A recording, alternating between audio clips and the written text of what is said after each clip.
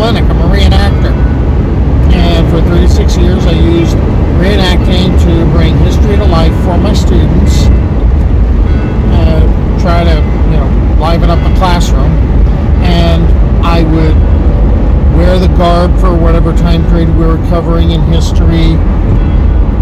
That made me rather difficult to ignore, besides my loud voice. And I would bring in artifacts for the kids to handle, reality or manipulatives, if you want to use fancy teacher talk. It's stuff kids could touch in order to make it a kid-friendly experience. The music would be playing in the background for whatever time period we were covering. There'd be art around the room, because I would try to immerse my students in the culture in the space of an hour and try to hook their interest. Well, I'm not in the classroom anymore, and so I had to repurpose myself, because I've got a room full of garb at home. I've got a passion for bringing the past to life, which is why I taught history and why I'm involved in historical reenactment. I have a desire to preserve landmarks, because I've seen landmarks go away in the course of the last 18 months where I've been doing this project. And that gets me to the project. It's a very pretentious sounding one. I call it my mission Odyssey. And what I would do is I would travel to each of the sites of Alta California, whether they be the missions, the asistencias, those are spin-off missions, estancias, those are ranchos to support the missions, and presidios, those are the fortifications designed to protect the missions. And I would visit these places in garb and tell the tale of each place. Well, I covered the 21 missions of the mission chain of Alta California, which is what every mission book talks about. And I covered 11 asistencias, either actually the buildings themselves or recreated buildings, or there were remains, or there were like landmarks posted, landmark signs posted. I found a couple of estancias that weren't paved over that I was able to cover, and the 5 presidios. Then I come to find out there's not 21 missions that were in Alta California, there were 23. And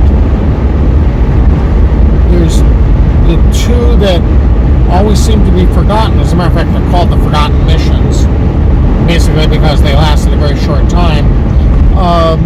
They're by the Colorado River by Yuma. So I'm currently driving through Imperial County into the rising sun,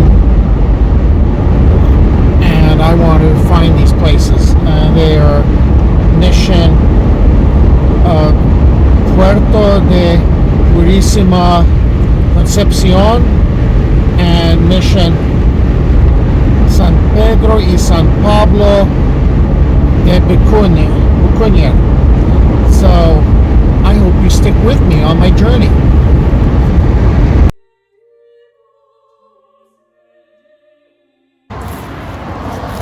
Our story of these 2 forgotten missions actually begins in 1540 with Hernando de Alcarón, a Spanish explorer. He was known for sailing around exploring the Baja Peninsula, and he was commissioned to go north and resupply Coronado's expedition. And what he had ended up doing was he ended up sailing up the Colorado River, and I believe on his second expedition he made it as far north as Yuma, which is pretty close to where these 2 missions are going to be established. So he'll be the first European to do so. The next non-native Californians to come into the area were expeditions that were led by Juan Bautista de Anza. He was trying to establish an overland route from Sonora to Alta California. He was leading a large party through the first time in 1774, and he had come up a course that paralleled the California-Mexico border. Also I guess throw Arizona into that mix too. It was such a brutal way to travel. It was such an arid place that later travelers, seeing the numerous graves and the bones of animals bleaching in the sun, called it El Camino del Diablo, or the Devil's Road. And the Devil's Road took De Anza through Quechan territory. He would later stop at a place that later was named Yuha Wells, as just a place to decompress, get water. And he made sure that he remembered that site when he came back through with his second expedition. Known originally as Santa Rosa de las Lajas, this site was the first good watering spot beyond the Colorado River on the way from Sonora to San Francisco. Today, the Sunbeam roadside rest area between Drew and Forester Roads on the eastbound I-8 near Sealy marks where it used to be. Now to travel 27 Spanish leagues, or about 70 miles to the east, to the mission sites. Between 1769 and 1780, Padre Serra was instrumental in establishing 8 missions in Alta California. Francisco Garces was the padre who would be responsible for establishing both of these soon-to-be-forgotten missions. He was assigned to the Sonora area, and he became really proficient as an explorer of the Sonoran Desert, the Mojave Desert, the Gila River, the Colorado River, following up as far as the Grand Canyon, and he extensively documented the different tribes and established very positive relations with the Quechan, who people are going to call the Yuma, the Mojave, the Hopi, the Havasupai, and he was instrumental in Spain's efforts in this part of the country. Well, he was also allowed to go exploring on his own, and he ended up in the San Fernando Valley at one point. He ended up following the Tejon Pass. He ended up exploring the southern San Joaquin Valley as well. But then he's going to end up being put to work in a different way. Now there was pressure to establish missions along the Colorado River. So who are these people that the 2 forgotten missions were intended to serve? These would be the Quechan, whom a lot of people referred to as the Yuma.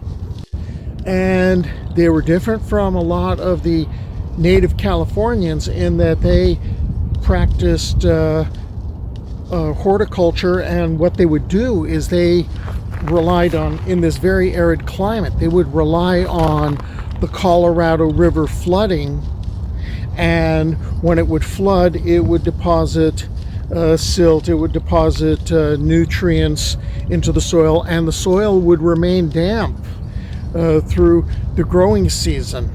And in a way, it's a lot like what would go on with the Nile in Egypt.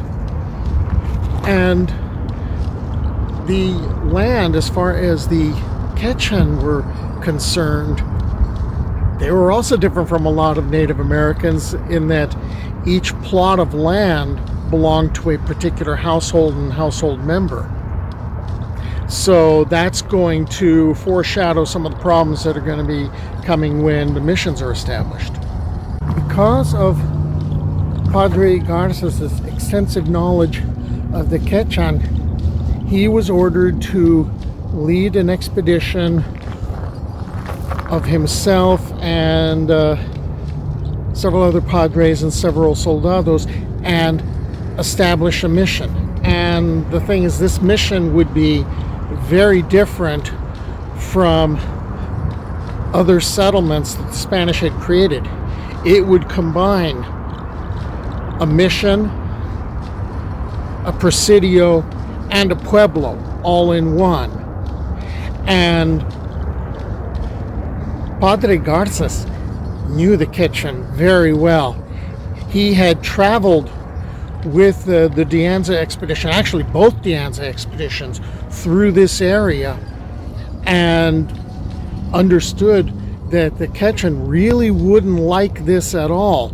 But his objections were overruled, and in October of 1780, Padre Garces, Padre Juan Diaz, and Padre Juan Antonio Bereneche and several soldados came out, and they established Mission Puerto de Purísima Concepción here on the banks of the Colorado River.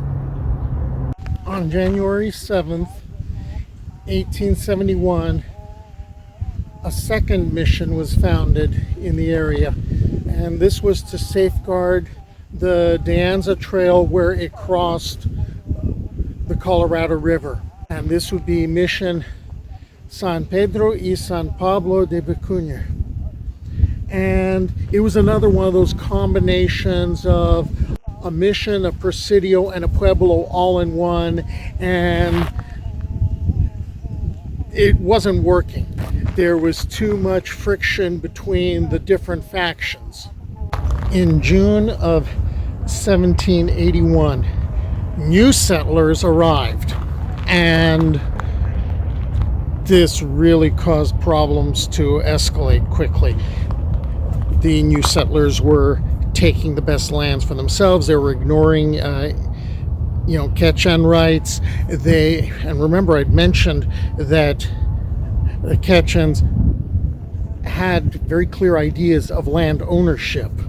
Well, these settlers are ignoring that, and apparently, Quechan crops were being destroyed, and Quechan leaders had been warning Padre Garces, this is going to get very bad. And the Padre went to his superiors and to the captain in charge of the presidio part of the settlement, and was explaining, you do not understand what you're dealing with here. These people have to stop. They have to settle down. He was ignored. His arguments were minimized.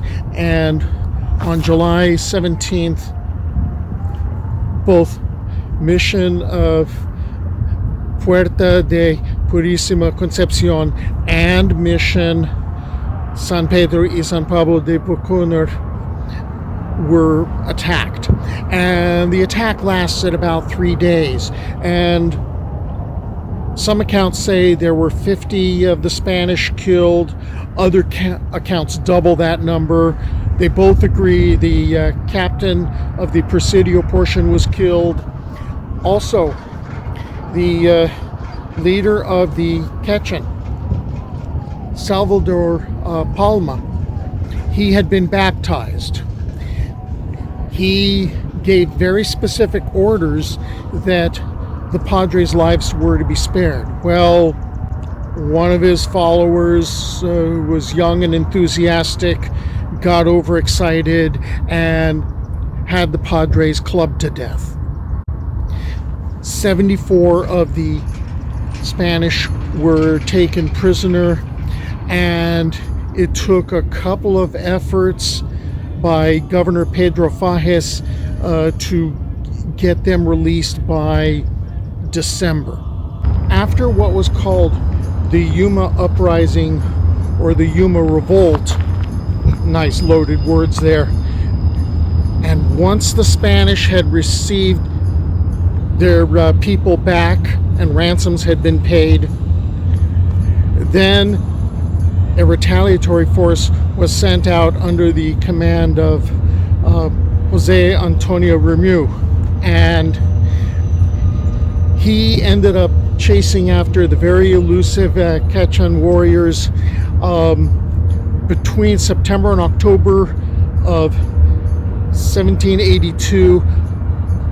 over 100 were killed, 85 were taken prisoner, and there was an account of stolen horses were rescued and taken back by the Spanish, except that the number was over 1,000 horses, and I don't believe that the two missions together had 1,000 horses between them. But in spite of this retaliation, the Spanish realized the road's closed. This area is going to be abandoned. In 1825, Lieutenant Alfrez Romaldo Pacheco of the Mexican Army came back to this area, which is now part of the city of Imperial in Imperial County, and tried to establish a fort. And it was named after him, Romaldo Pacheco. And construction basically lasted through the early part of 1826. Well, this place was in existence a very, very short time, because in April of 1826, a large party of Kume Indians attacked the fort, and Pacheco had been away. He'd left a subordinate in charge, had gotten wind that the attack was coming, showed up with reinforcements, 3 soldados de Guerra were killed, I think 3 wounded. There were like 28 of the Kume who were killed, but the Mexican forces looked around and realized they were vastly outnumbered. There was no way this was going to work, and they abandoned the fort and pretty much gave up on trying to maintain any sort of communication route through the area. The site that I'm standing on originally was called Camp Calhoun, and it was established at the end of the Mexican War, actually the year after, so 1849. 2 years later, the 1st Dragoons ended up moving up here, and it became Camp Yuma. And construction began by basically scavenging the remains of the now defunct mission of Puerto de Purísima Concepción. So there's the building materials showing up there. Now, the Dragoons stationed here, of course, are waiting for others to come up the Colorado River to them, and also bringing food supplies up there. And so it was a long haul. It was a miserable outpost. The resolve of keeping this place, it went back and forth, because by December of 1851, remember this was established at the beginning of 1851, it was pretty much decided this place was going to be abandoned. Well, then February of 1852, it's reoccupied. So this keeps going back and forth, back and forth. While there were no battles of the Civil War fought here, Fort Yuma did play a role in the Civil War itself. In 1862, the southern portion of the New Mexico Territory seceded and became the Confederate Territory of Arizona. And in 1863, troops from Fort Yuma marched out and basically chased out the Confederacy, chased them as far west as, or as far east as western Texas. After that, Fort Yuma became a supply depot. I did it. 11 asistencias have been documented, a couple of estancias, 5 of the presidios, and now 23 missions of Alta California. It's on to my next adventure. I hope you'll stick with me on my journey.